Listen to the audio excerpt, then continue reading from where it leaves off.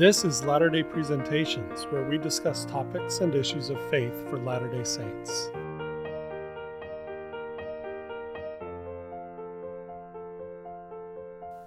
Today's presentation is called Accusation, the Epistemology of Hell.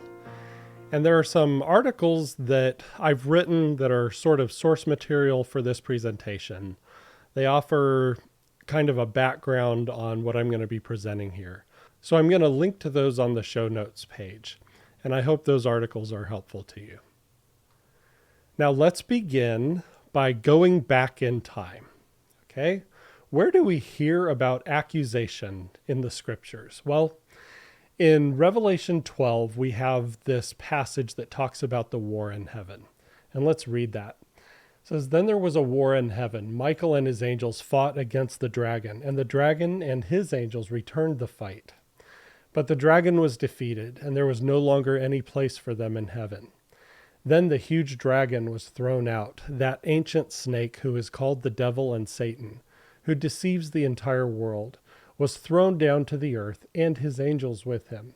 And I heard a loud voice in heaven saying, 'The salvation and the power and the kingdom of our God and the authority of his Christ have come, because the accuser of our brothers and sisters, the one who accuses them before our God night and day, has been thrown down.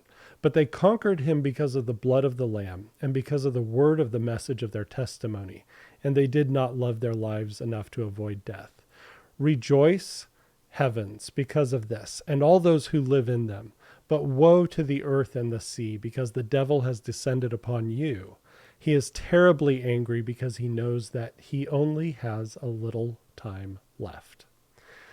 This is a narrative in this section of the book of Revelations where we are hearing of this accuser dragon, and in other places he's called a serpent. And this is a discussion of premortality being juxtaposed onto the present day. In other words, in the time of the Revelator. Well, what happened in premortality? We learn from this passage that in premortality we had an accuser.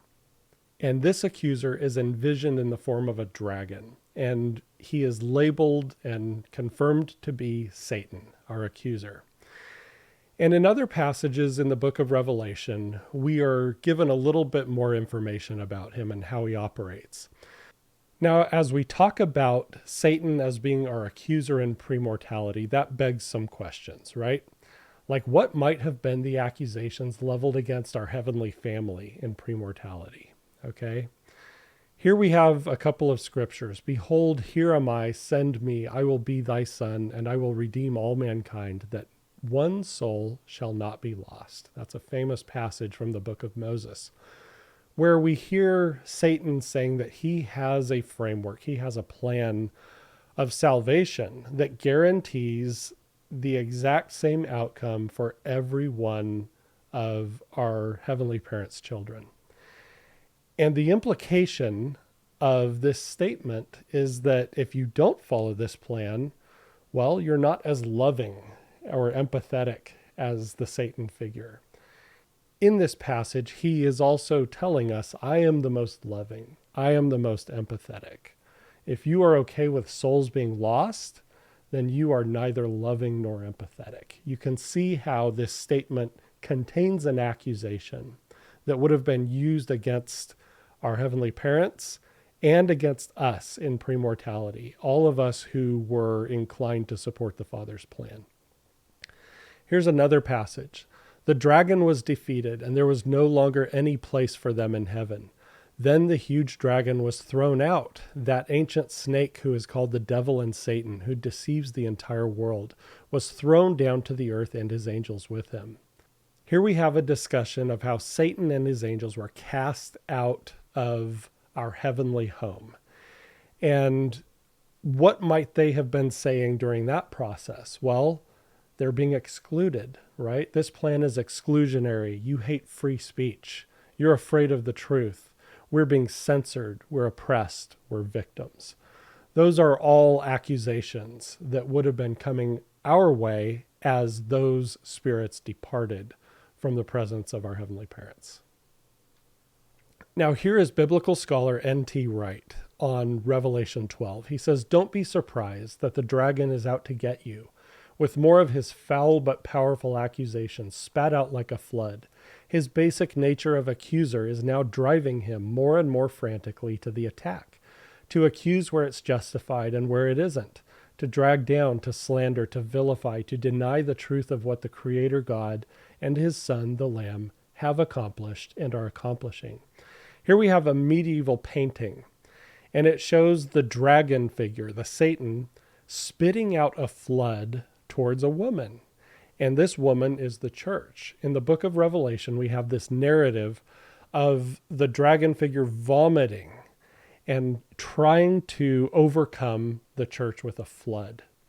There's a reason why this Satan figure's behavior is being portrayed to us as if it were vomiting a flood in the direction of the church. Now let's talk about what accusation achieves. And you know from other presentations that I give, I like to bring up this fact that our thought processes and our powers of reason follow our intuitions. And our intuitions are a part of our soul, our heart, and our mind that we often don't understand very well. And trying to steer those is like sitting atop an elephant and issuing commands for it to go places. It's very hard to do. Our intuitions are very, very powerful. And our powers of reason operate in service of our intuitions, and it's not the other way around. So when our intuitions are poisoned against people and institutions, our powers of reasoning will serve to reinforce whatever our intuitions are telling us. And here we come to understand the power of accusation and what it's designed to achieve. It's designed to poison our intuitions toward other people and toward institutions. Now, how does accusation work? Well, if my house of faith has areas in need of repair or remodeling, which all of ours do throughout life, I can undertake that process throughout my life. I can develop better assumptions and definitions. I can learn line upon line. I can stay on a steady path of intellectual and spiritual growth and development.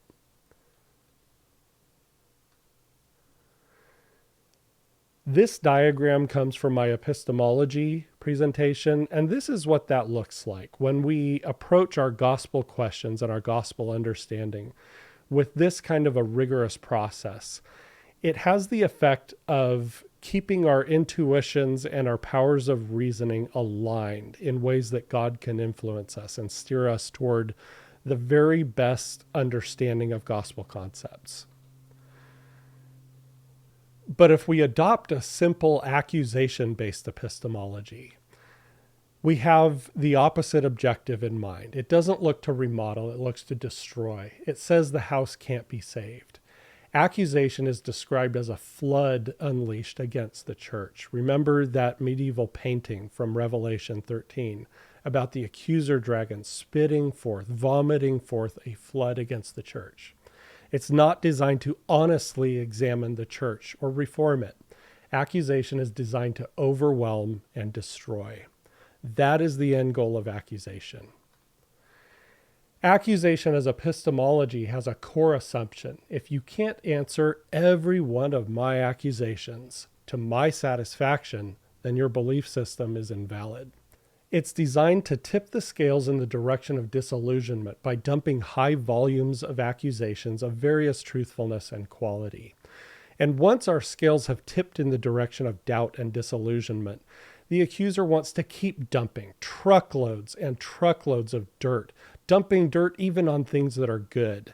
And the idea is to keep us constantly overwhelmed and unable to answer accusations at the level, at the volume at which they're being thrown at us. Now, normally, our spiritual experiences steer our perceptions and our reasoning to sustain gospel influences. When we have a personal experience of God, God gives us that with the intention that we will make a commitment. And then our ongoing experiences in life and our information processing will reinforce that commitment, leading to more ongoing experiences and better information processing all throughout our life. This is another way of talking about the concept that we call conversion. It's an ongoing, lifelong process. Now, with accusation, the goal is to shift our intuitions to undermine our commitment.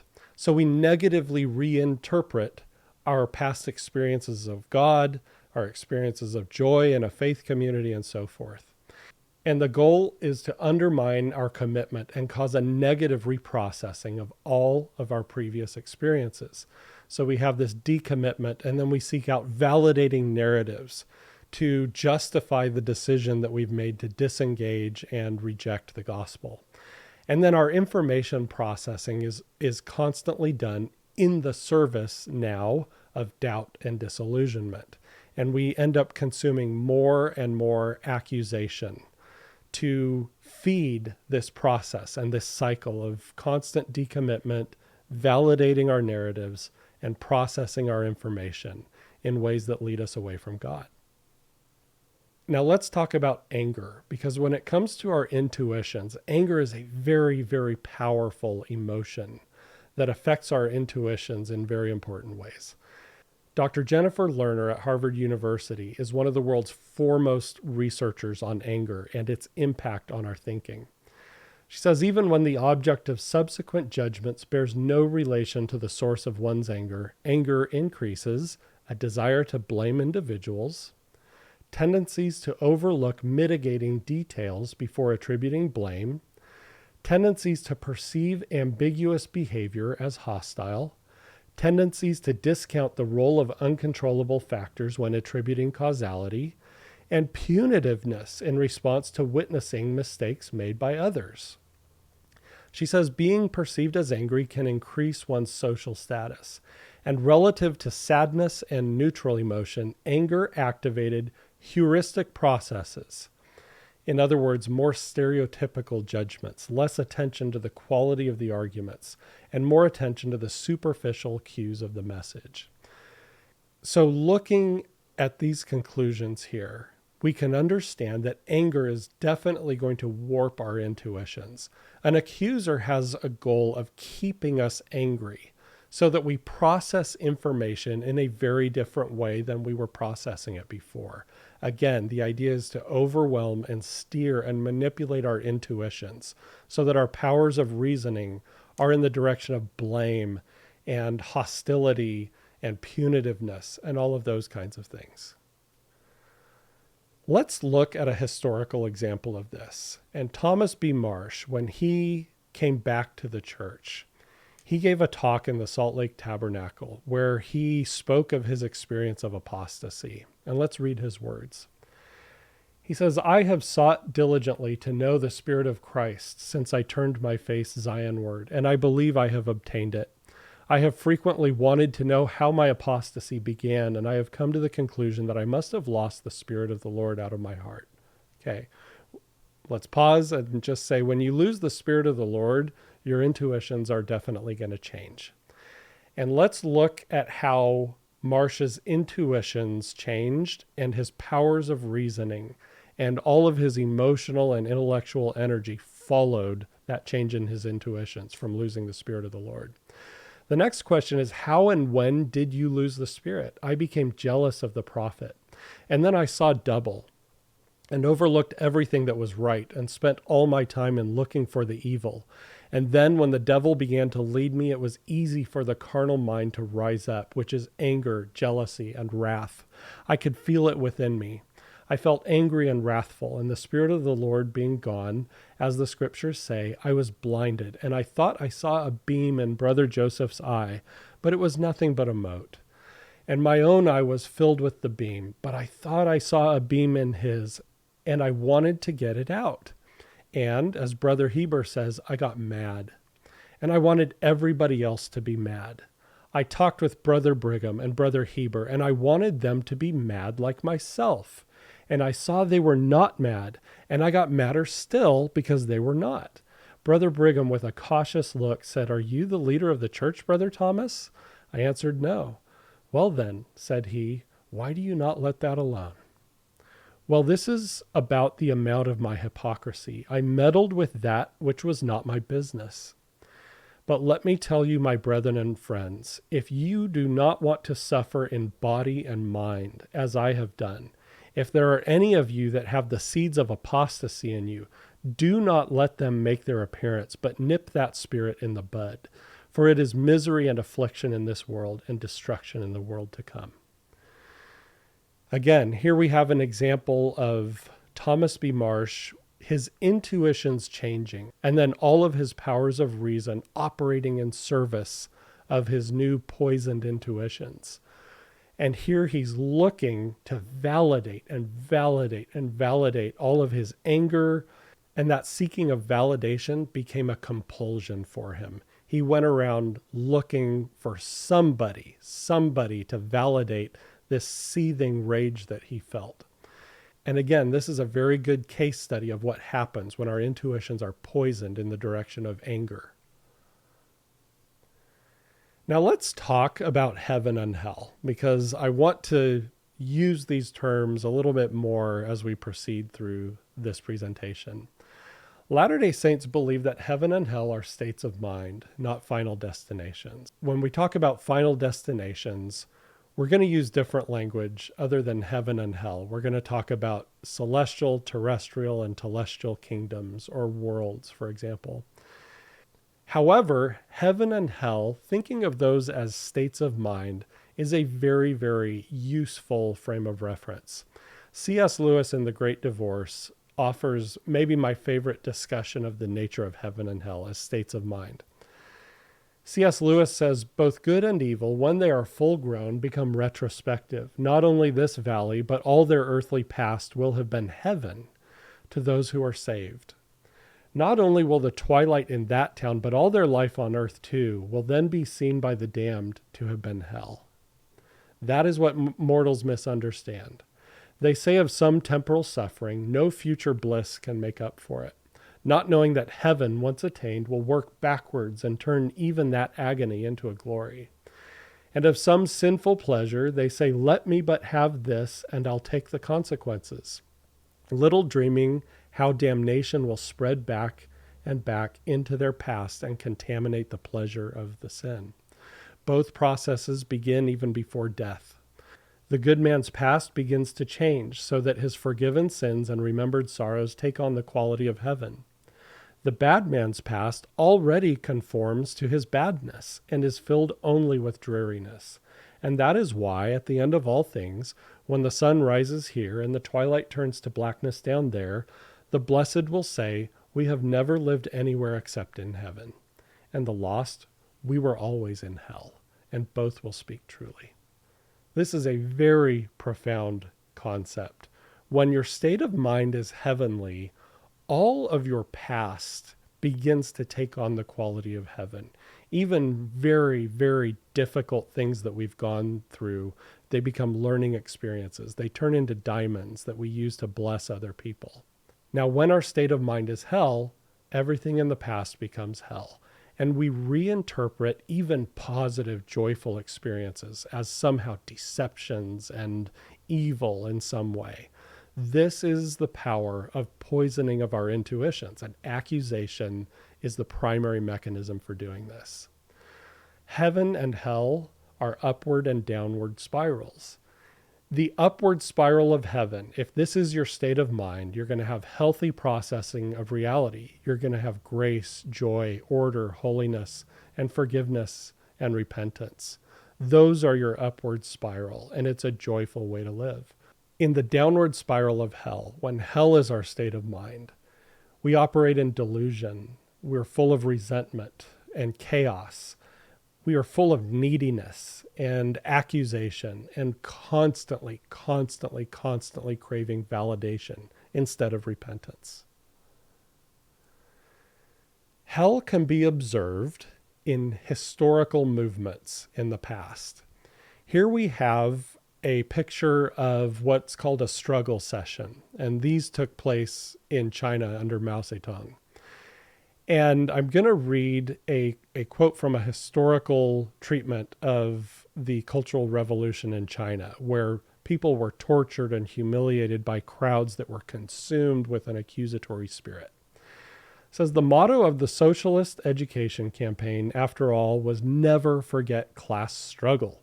To instill class hatred in them, regular sessions of recalling bitterness were organized, where elderly workers and peasants came to tell of the harsh and miserable days before liberation. We heard of childhoods dominated by starvation, freezing winters with no shoes, and premature painful deaths. In cities like Nanjing, some retired workers evoked their personal memories of horrible mistreatment by evil capitalists to tens of thousands of people. The packed theaters were so shaken by sobs that the workers' accounts were barely audible. In other words, there was a movement underway to rehash grievances of the past, and a lot of these grievances were legitimate ones. And the people got so riled up from these sessions of recalling bitterness, leveling accusations and accusations and accusations. They got so riled up that they ended up attacking people, even people who had not had any part in horrible mistreatment of others in years and decades past. And these struggle sessions were just a way for people to point their anger at somebody, and a lot of people died. Hundreds of thousands of people were tortured and killed during this time. Under Mao Zedong, it's hard to say for sure, but historians estimate that people died in the tens of millions. And all of that human suffering was fueled by accusation. Here's another historical treatment of this. There's a book called Accusatory Practices, and it talks about the power of denunciation and accusation in European history. And the authors have some interesting quotes about it. They say, no more ingenious device has been invented to subjugate a whole populace, to paralyze its intellect, and to reduce it to blind obedience. It filled the land with spies, and it rendered every man an object of suspicion, not only to his neighbor, but to the members of his own family, and to the stranger whom he might chance to meet. Police, revolutionary and theocratic states and communities, as well as 20th century totalitarian states, have been particularly likely to encourage their citizens or members to write denunciations against each other for purposes of maintaining social control, ideological purity, virtue, and so on. The authors say we have become more aware than ever that the people governed by terroristic regimes were involved in the everyday terror in countless ways. In their studies, they talk about accusation and denunciation, and they use another word, delation, and how oppressive tyrants used accusation to get people to hate each other. These practices go back to the Spanish Inquisition, the French Revolution, Russia under the Bolsheviks. Later under Hitler, the same practice was employed. There are a lot of examples in European history that are documented here. And what we can see is a common thread, that this is something that has been implemented to cause a massive amount of horror and suffering and bloodshed in societies throughout the world. Let's talk about Karl Marx, because Karl Marx produced a set of ideas that have led to a massive amount of suffering. And let's get a glimpse at what he was thinking. He said, the criticism of religion is the prerequisite of all criticism. Criticism is no passion of the head. It is the head of passion. It is not a lancet. It is a weapon. Its object is its enemy, which it wants not to refute, but to exterminate. Its essential pathos is indignation. Its essential work is denunciation. That's an amazing glimpse into Karl Marx's mind and what he viewed would be an ideal method for bringing about change in the world. Look at his language of criticism and extermination and indignation and denunciation.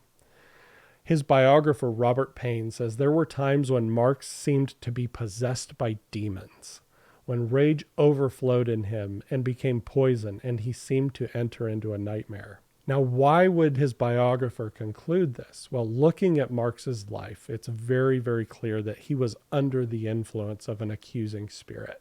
And again, it's clear to see why his ideology has led to such vast, horrible bloodshed and suffering all throughout the world. Now, there's another fatal assumption in accusation. If you'll recall, accusation has some core assumptions. And one of them is, if you can't answer all of my accusations to my satisfaction, then your belief system is invalid. That's an assumption that is kind of a core element of accusation that fuels it. But there's another fatal assumption, and it has to do with what psychologists call locus of control. Locus of control is a concept that speaks to where we perceive to be the source of our happiness and our fulfillment and our ability to accomplish things in life. If we view all of those things as being the product of other people's choices and other institutions' choices, that means we have an external locus of control. If I wake up every day and I feel like I have the ability to make my life better, I have the ability to make the world better, and other people also have the ability to do those things, I'm generally going to be a happier person. But if I'm in a hellish, accusatory mindset, I'm going to assume that my and everyone else's well-being depends on forces external to us. As soon as people or institutions are destroyed, I can be okay. This is most definitely the Marxist mindset brought to fruition. Sometimes when I talk about accusation, I talk about two currents of influence in the world. There's God's influence, which is an influence of peace and grace and healing and order and contentment. We see this in Psalm 23, somebody who is living in God's influence. The psalmist says, "The Lord is my shepherd, I shall not want." In other words, I'm not needy. I don't need anything. I want for nothing. He maketh me to lie down in green pastures. He leadeth me beside the still waters. He restoreth my soul. This person is okay because they're living in God's influence. And it's like walking alongside still flowing waters in green meadows. That's the impression that we get from the psalmist of what God's influence is like. Now, satanic and demonic influences are kind of the opposite. Someone being influenced by demonic forces, by the spirit of Satan, will be in turmoil, chaos, entropy, which is another way of saying chaos and disorder. And they'll be consumed with anger, and they'll be very, very needy, constantly craving validation and needing other things like that from other people. Isaiah said, "The wicked are like the troubled sea when it cannot rest, whose waters cast up mire and dirt." Think about how accusation serves that function. Constantly putting forward mire and dirt, restless, angry souls who are in turmoil. Okay? That's the imagery that we get from Isaiah. And I want to offer a contrast here of Christian healing as opposed to an evil accusatory mindset. Thomas Keating says you can't give away love from a vulnerability that is hurting. That has to be healed first, and that is why the spiritual journey heals every wound in life. It is vastly more powerful as therapy than any psychotherapy. And although therapy is very helpful in identifying the false self system, when one moves into the allegorical level, the spirit reaches so much deeper into our wounds, so much deeper into the psyche and into our spirit and into our inmost being. No therapy can go to that place. Now, that wonderful instrument of receptivity, the brain and the nervous system, gets filled with various kinds of tension and stress due to emotional experiences in early childhood that we couldn't handle well because we didn't have the reason, or it was too traumatic, or we felt rejected, not wanted, imposed upon, or whatever. And anger then results from that and begins to get established in the nervous system. And it takes an enormous amount of grace to heal that. Believe me, this is what happens. God works backwards from where you are now. Now, remember what C.S. Lewis said about the influence of God working backwards in time. God works backwards from where you are now. What is closest to the surface of your unconscious emerges first. When that's cleaned out, we go to the next shelf, maybe early childhood. Some forms of Christian healing probably get back to the day of birth, maybe even farther. At least they claim that it does, but certainly the Spirit of God, who searches all things and is present in our inmost being, begins to anoint these wounds and to heal them with its balm. But at first it's painful, So the more primitive emotions you experience, the more progress you are making, because you're getting back to the real stuff that has cluttered up or ruined or put your life into a straitjacket of your emotions through no fault of your own, because all of that takes place before you can make a rational judgment for which you are morally responsible. This is very, very powerful language about the healing of our intuitions, which then leads us to reprocessing our past and processing our future in a more healthy way. Now, I often quote Alexander Solzhenitsyn, and the reason is he's amazing. But here in this passage from his book, The Gulag Archipelago, Volume 2, he has a chapter called The Ascent. And he talks about how when he was imprisoned in a labor camp under Stalin, he underwent a reprocessing of his past. He experienced a profound conversion and regained his faith in God, which steered his intuitions in some really remarkable ways. He says, and it would seem that in this situation, imprisonment in a labor camp, feelings of malice, the disturbance of being oppressed, aimless hate, irritability, and nervousness ought to multiply. But you yourself do not notice how, with the impalpable flow of time, slavery nurtures in you the shoots of contradictory feelings. Once upon a time you were sharply intolerant. You were constantly in a rush, and you were constantly short of time, and now you have time with interest. You are surfeited with it, with its months and its years behind you and ahead of you, and a beneficial calming fluid pours through your blood vessels. Patience. You are ascending. Formerly you never forgave anyone. You judged people without mercy. And you praised people with equal lack of moderation. And now an understanding mildness has become the basis of your uncategorical judgments. You have come to realize your own weakness, and you can therefore understand the weakness of others, and be astonished at another's strength, and wish to possess it yourself. The stones rustle beneath our feet. We are ascending. In my most evil moments, okay, listen to him reprocessing his past here. In my most evil moments, I was convinced that I was doing good, and I was well supplied with systematic arguments. See how he talks about how his thinking followed his intuitions that he was good, right? Which is a kind of a self-righteous intuition that he held. And it was only when I lay there on rotting prison straw that I sensed within myself the first stirrings of good. Gradually it was disclosed to me that the line separating good and evil passes not through states, nor between classes, nor between political parties either, but right through every human heart, and through all human hearts. This line shifts.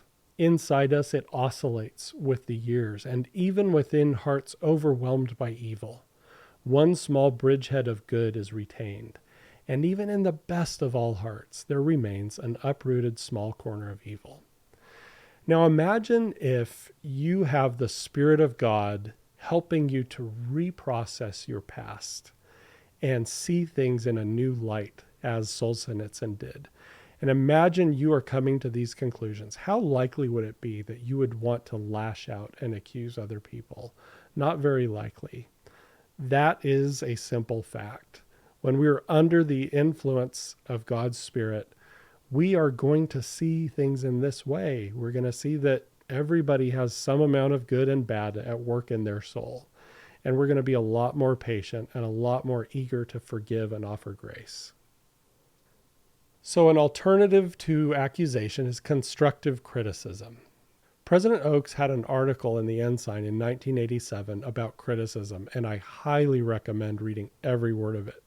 It's a landmark Ensign article. In that article, he says, fault-finding, evil-speaking, and backbiting are obviously unchristian. The Bible commands us to avoid evil speakings. It tells us to let all bitterness and wrath and anger and clamor and evil speaking be put away from you.